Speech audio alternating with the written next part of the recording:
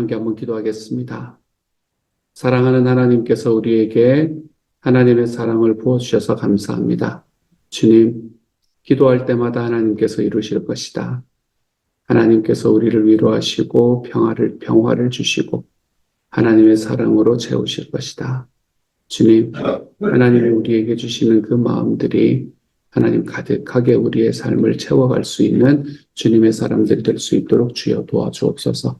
사랑하는 주여, 주님의 일을 감당하고 주님의 사명을 쫓아가되 낙심하지 않을 수 있는 하나님의 사람이 되게 하여 주시고 말씀에 응답해서 하나님 앞에 큰 기쁨으로 우리의 발걸음들을 디뎌나가는데 부족함이 없는 주님의 사람 되도록 하나님께서 도와주옵소서.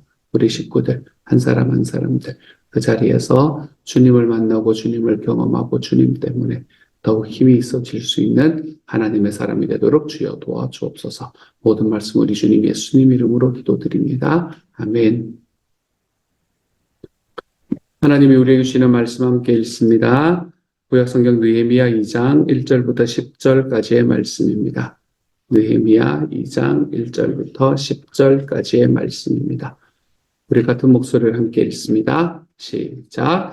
아닥사스다 왕 제20년 니산월에 왕 앞에 포도주가 있기로 내가 그 포도주를 왕에게 드렸는데 이전에는 내가 왕 앞에서 수심이 없었더니 왕이 내게 이르시되 내가 병이 없거늘 어찌하여 얼굴에 수심이 있느냐 이는 필연 내 마음에 근심이 있으리로다 하더라.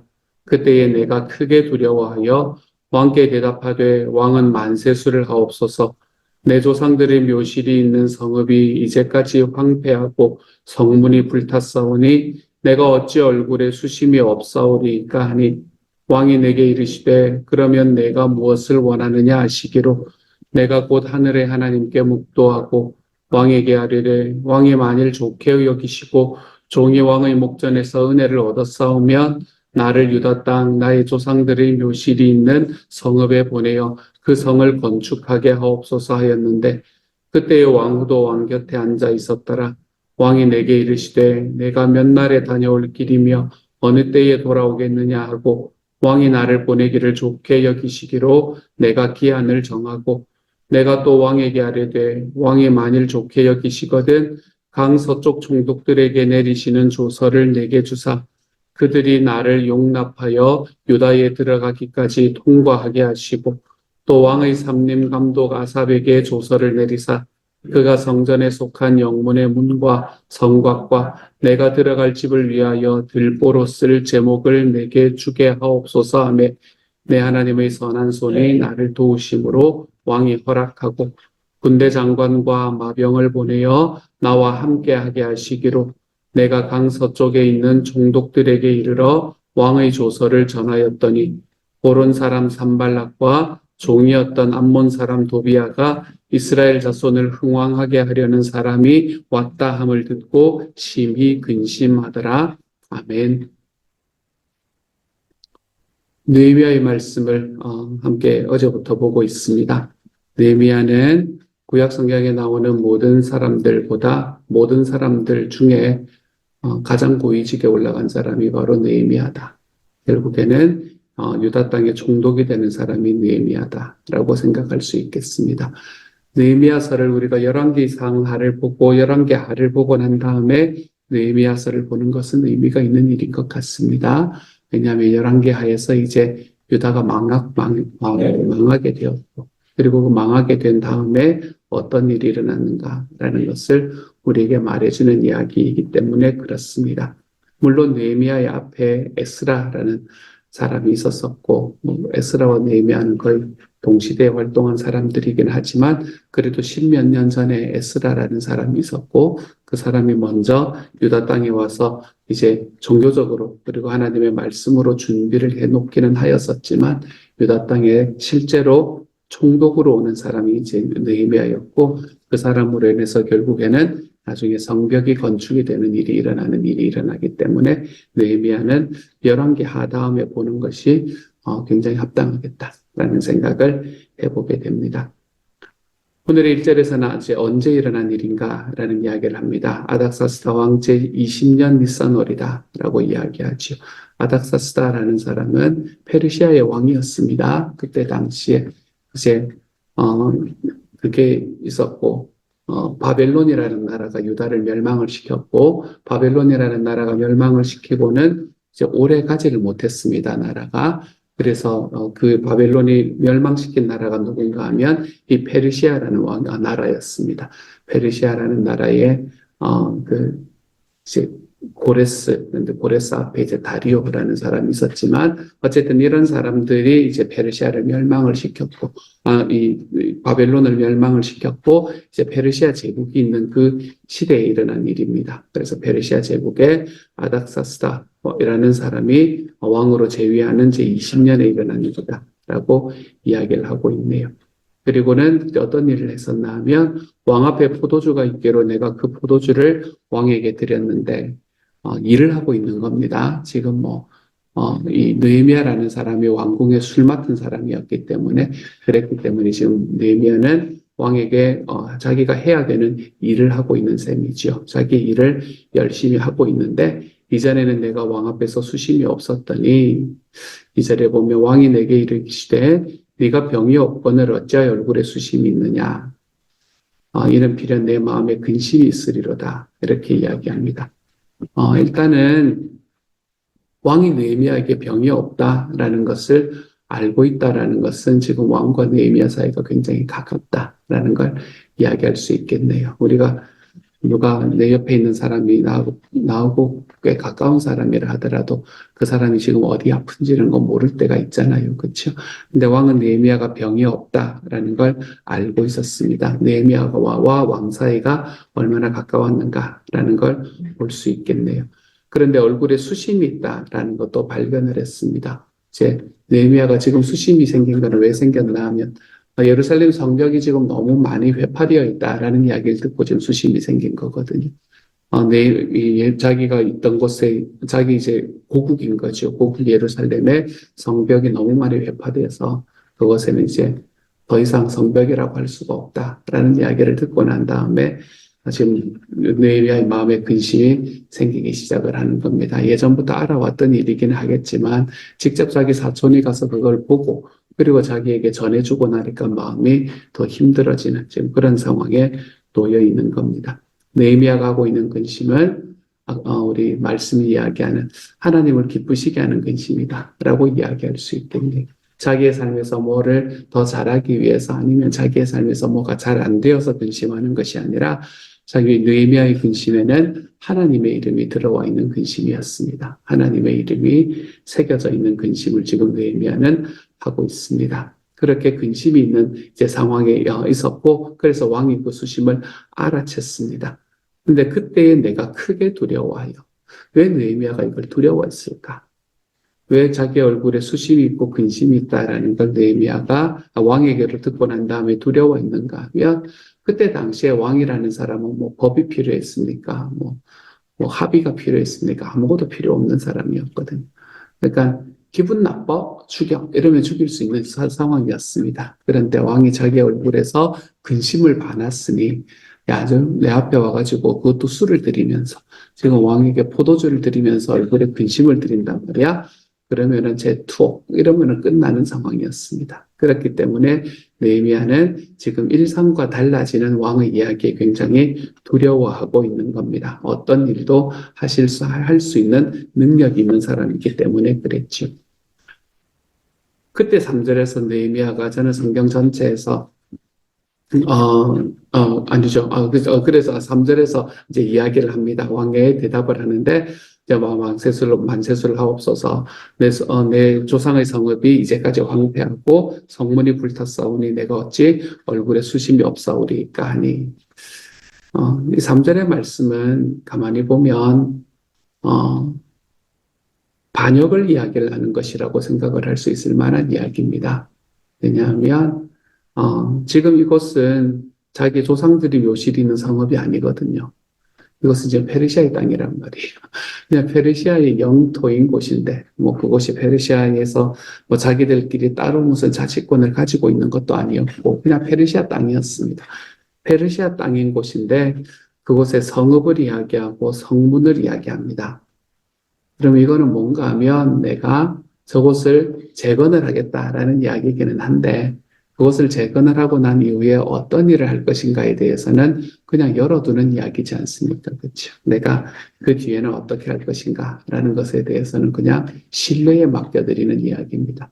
왕이 조금만 덜 신뢰하면 죽음입니다.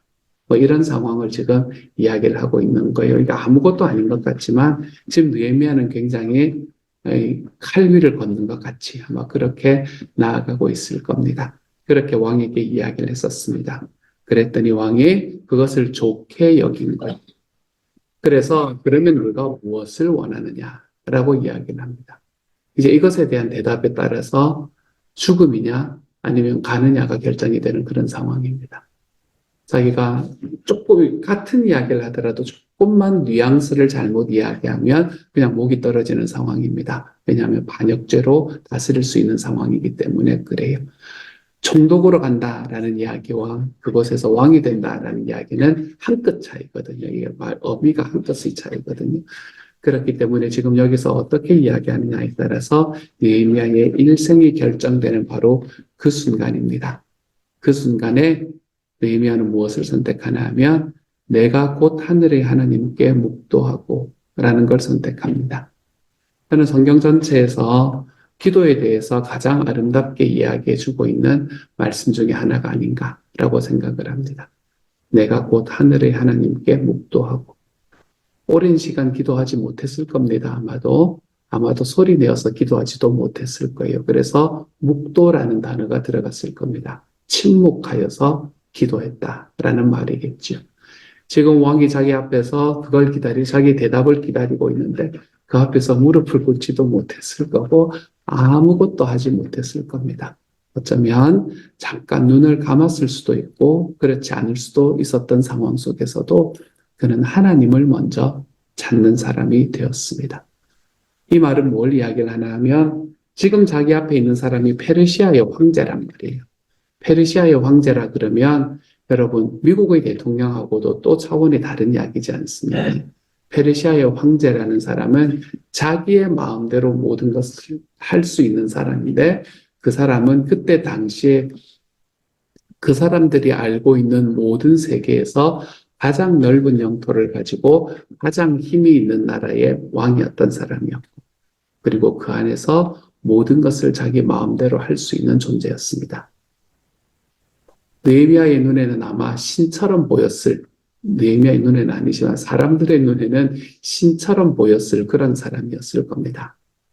그런데 느헤미야는 지금 무엇을 이야기하고 있나 하면 내 눈앞에 있는 이 사람보다 하나님이 크십니다. 이걸 이야기하고 있는 거예요.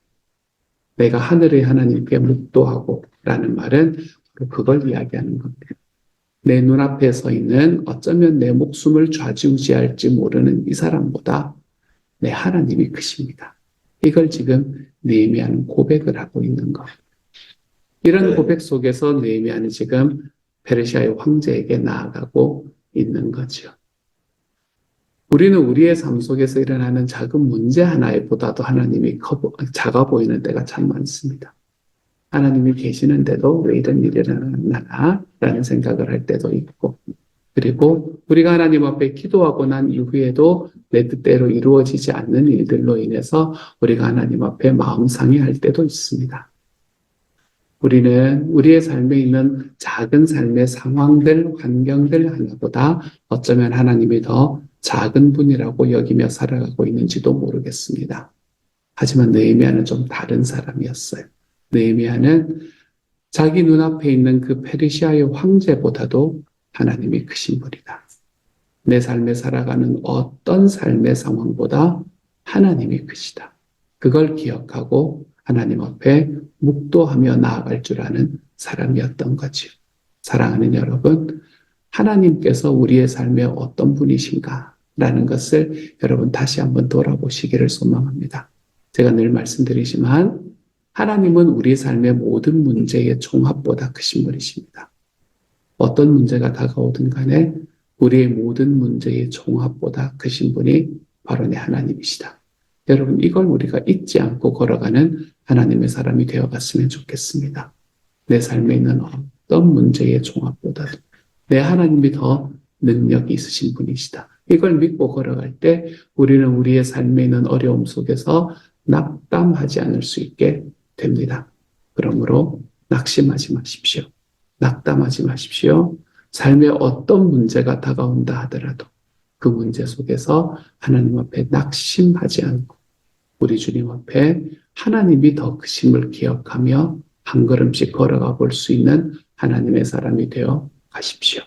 우리 공동체 속에 여러 가지 어려움들이 있겠지만, 그리고 그것들이 눈에 보이기도 하지만 그 모든 것들 속에서 하나님이 나보다 더 크십니다. 그것보다 더 크십니다. 이 고백이 우리에게서 늘 일어날 수 있는 하나님의 사람이 되어갈 수 있기를 우리 주님의 이름으로 축복합니다.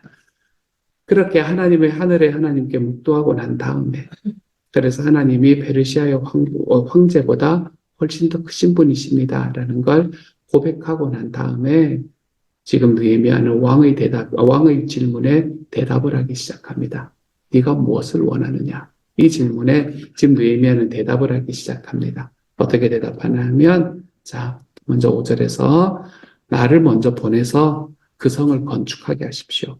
성을 건축한다는 건 여러분, 이게 그냥 이야기할 수 있는 일이 아닙니다. 이거 뭐하고도 다른가 하면 성전을 재건한다는 것하고도 완전히 다른 이야기입니다. 성전을 재건한다는 것은 그 사람들이 믿는 종교적인 이 바탕들을 다시 세우자는 이야기라면, 성을 건축한다라는 이야기는 반역을 하겠다라는 이야기하고 일맥상통할 수 있는 이야기입니다. 그런데 지금 느헤미야는 왕에게 내가 성벽을 건축하겠습니다 라고 이야기를 하고 있는 거예요. 그때에 그리고 난 다음에 6절에 이제 왕후가 옆에 앉아 있었다라는 이야기를 하고 난 이후에 왕이 네가 몇 날에 다녀올 길이며 어느 때까지 돌아오겠느냐라고 이야기를 합니다. 성을 건축하게 해주십시오 라고 이야기하는 이 짧은 이야기를 하기까지 얼마나 많은 마음의 고생이 있었을까라는 생각을 해보게 돼요. 그런데 그것에 대해서 왕이 지금 좋게 여기는 겁니다. 언제 가고 언제 돌아오겠느냐. 이거 뭘 이야기하냐 하면 이 느헤미야를 왕이 신뢰하고 있다라는 걸 이야기를 하고 있는 겁니다. 그렇죠? 우리가 살아가는 삶 속에서도 내가 말하고 있는 나의 말의 내용보다 더 중요한 건 그 사람과 나 사이에 신뢰가 있느냐 없느냐가 더 중요합니다. 지금 느헤미야가 말하고 있는 건 어쩌면 어떤 사람의 입에서 나오면 반역입니다. 이건 그렇지만 느헤미야의 입에서 나왔기 때문에 괜찮은 거예요. 왕이 지금 허락을 해주고 있는 겁니다. 그렇기 때문에 우리들의 삶에서 누군가와 함께 대화하거나 누군가와 함께 이야기할 때 내가 이렇게 말하지 않았느냐라는 건 실제로는 하나도 안 중요할 때가 많습니다. 내가 이렇게 말하지 않았냐? 내가 이렇게 말했는데 당신은 이렇게 왜 이해하냐? 이런 이야기들은 사실은 그렇게 중요하지 않을 때가 많습니다. 더 중요한 것은 내가 파스로 콩을 쓰는 거죠. 콩으로 팥을 쓰는 파스로 매주 죄송합니다. 감사합니다. 우리가 원래 콩으로 쓰는 거죠. 파스로 매주를 쓴다고 이야기를 해도 척하고 알아들을 수 있는 사람이 내 옆에 있는가, 이게 중요한 거예요. 내가 팥으로 매주를 쓴다라고 이야기를 해도 그게 이 사람은 지금 콩이라고 이야기를 하고 있는 거구나, 이걸 척하고 알아들을 수 있는 신뢰의 관계가 쌓여 있는가, 이게 사실은 훨씬 더 중요합니다. 지금 왕과 느헤미야 사이에서 일어나고 있는 이야기는 우리에게 그걸 보여주고 있는 거예요. 페르시아의 황제 앞에 가서 내가 성을 건축하겠습니다. 내 나라의 성을 건축하겠습니다. 그것도 나를 보내주십시오. 내가 그 나라의 성을 건축해내겠습니다. 이건 내가 반역을 하고 그 나라에서 독립을 선언하겠습니다. 이렇게 받아들일 수 있는 너무나 분명한 이야기입니다. 하지만 이걸 그냥 내가 널 보내줄 테니까 언제까지 돌아올 약속을 좀 해주시오. 해주렴이라고 이야기하는 이 이야기로 흘러갈 수 있었던 이유는 지금 느헤미야가 왕과 얼마나 많은 신뢰의 관계를 쌓아가고 있는가, 쌓아놓고 있었는가, 이걸 우리에게 보여주고 있는 이야기. 우리가 살아가는 삶에도 마찬가지입니다, 여러분. 신뢰가 있을 때 우리는 말이 그렇게 중요하지 않구나라는 걸 느끼게 됩니다.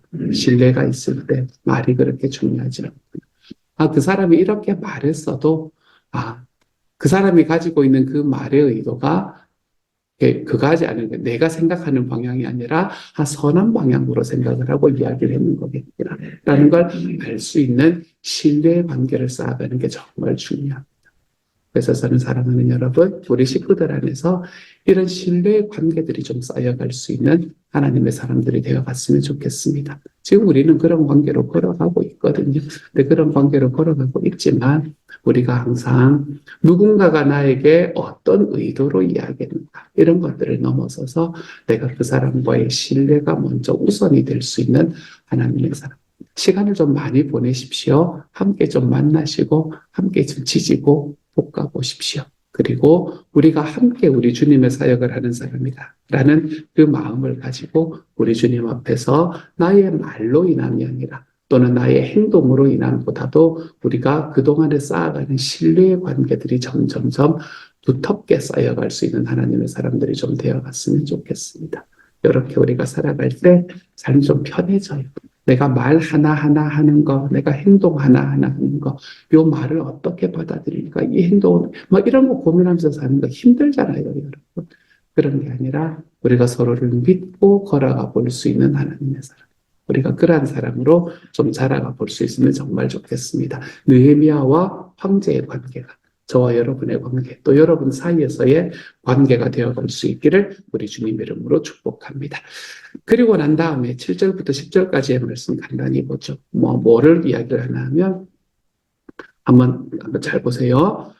내가 왕에게 또 이르되, 왕이 만일 좋게 여기시거든 강 서쪽 총독에 내리시는 조서를 달라 그랬어요. 그래서 유다에 들어갈 때까지 통과하게 해달라 그랬어요. 삼림 감독 아삽에게 조서를 내리라 그랬어요. 그래서 들보와 집을 위해서 쓸 제목을 달라고 이야기를 했었어요. 이 이야기들을 함께 하는 과정이 있습니다. 이게 뭘 말하나? 이게 내가 그걸 뭘 줄까? 이런 이야기를 한 것도 아니거든요. 근데 지금 느헤미야가 이 순간에 이 말을 할 수 있었다는 것은 계획을 하고 있었다는 겁니다. 평소에 계획을 하고 있었다는 거예요. 계획하고 있지 않으면 이런 이야기가 나오질 않습니다. 우리는 기도하고도 계획하지 않을 때가 많은 것 같아요. 왜냐하면 될지 안 될지 모르니까. 기도를 하고도 될지 안 될지 모르니까 계획은 나중에. 우리가 그렇게 생각하는 경우가 많은 것 같습니다. 그렇게 살아가다가 우리의 삶에 기회를 놓치게 되는 경우도 있는 것 같아요. 하지만 느헤미야는 기회를 놓치지 않습니다. 하나님 앞에 기도해 왔을 거고, 우리가 이 1장을 보면 자기를 위해서 금식해서 기도해 달라고 부탁하는 이야기까지 나오거든요. 그렇게 하나님 앞에 울면서 그렇게 금식하면서 기도했던 그 기도의 때를 넘어서서 하나님께서 기도한 것을 이루어 주실 것이다라는 마음에 확신으로 그는 계획을 했던 사람입니다. 내가 왕 앞에 섰을 때에 어떤 상황이 될지는 모르지만 왕 앞에 섰을 때 내가 이런 이야기를 라고 계획을 했던 사람. 여러분, 기도하고 나면 계획하십시오. 우리의 기도는 계획이 항상 함께 들어오는 게 기도입니다. 하나님께서는 기도한 것은 이루십니다. 이루시는 것을 위해서 내가 준비되어 있는 사람이 되어가야 됩니다. 그렇기 때문에 기도한 것을 있으면 계획하며 걸어가보는 하나님의 사람이 되어가십시오. 하나님의 기도의 능력을 좀 믿어드리며 살아가는 사람이 되어가십시오. 그렇게 하나님 앞에 계획하고 기도했더니 하나님은 나의 계획보다 더 나은 것을 허락해 주시는 분이라는 걸 오늘 말씀에서는 또 보여줍니다. 그렇죠. 기도하면 하나님께서는 그 기도한 것보다 더 나은 것을 우리에게 보여주시죠. 8절의 마지막 말씀에서 하나님의 선한 손이 나를 도우심으로 왕이 허락하고, 9절에서 군대 장관과 마병을 보내어 나와 함께 하시기로 내가 강서쪽에 있는 총독들에게 왕의 조서를 전하였고, 그리고 산발락과 도비아가 심히 근심하게 되는 상황까지 나타났다라고 이야기를 하죠. 자기는 그것만 해달라.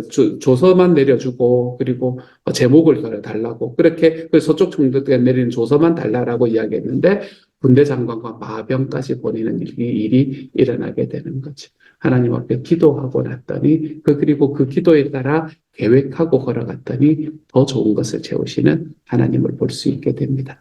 저는 이 스토리가 기도에 대해서 우리에게 얼마나 많은 것들을 아름답게 보여주는 스토리인가라는 걸 다시 한번 생각하게 됩니다. 1장에서 느헤미야는 기도했고, 그리고 4절에서도 느헤미야는 하나님께 기도했고, 그리고 그 기도하는 과정 속에서 하나님께서 이루어 가시는 일이 얼마나 아름다웠는가. 그리고 자기의 기도가 이루어지기까지 이 느헤미야와 왕 사이에 쌓여갔던 이 신뢰의 관계는 또 얼마나 아름다운가. 이런 것들을 볼 수 있는 참 아름다운 본문이 오늘의 본문인 것 같습니다. 그러므로 사랑하는 여러분, 오늘 하루 살아갈 때 기도의 능력을 좀 힘입고 살아갈 수 있는 하나님의 사람이 되기를 소망합니다. 내가 하늘의 하나님께 묵도 우리의 내 삶의 어떤 상황보다 내 하나님이 더 크십니다. 이걸 인정하고, 내 주님께서 이렇게 기도하고 났으면 계획을 준비하고, 내가 들어주실 거니까 어떻게 하면 될까? 라는 걸 준비하시고, 그리고 그 준비한 것보다 더 큰 것으로 채워주시는 하나님을 기억하고 경험해 볼 수 있는 하나님의 하루가 될 수 있기를, 하나님이 함께 하시는 하루가 될 수 있기를 우리 주님 이름으로 축복합니다. 같이 한번 기도합니다. 사랑하는 하나님, 느헤미야는 하나님 앞에 묵도하며 나아가는 사람, 기도하며 나아가는 사람. 하나님, 그 모든 과정 속에서 그 이야기가 마치 칼날 위를 걷는 것 같은 그런 이야기의 내용이라 하더라도 그것을 신뢰로 통과해낼 수 있는 사람. 주님, 하나님께서 저희가 느헤미야와 같은 사람이 될 수 있도록 도와주옵소서. 내 삶에는 어떤 문제보다 하나님이 더 크시다라는 걸 인정할 수 있는 사람이 되게 하나님 도와주옵소서. 사랑하는 주님, 그래서 오늘 하루를 살아갈 때 하나님께서 정말로 기뻐하시는 주님의 일과 하나님의 능력이 하나님 우리들의 마음속에 가득하게 채워질 수 있는 하나님의 사람이 되게 하여 주시고, 특별히 하나님이여 나와 함께하는 이들에게 이들과 신뢰의 관계를 하나하나 쌓아갈 수 있는 하나님의 사람이 될 수 있도록 주님께서 도우시고 함께하여 주옵소서. 모든 말씀 우리 주님 예수님 이름으로 기도드립니다. 아멘.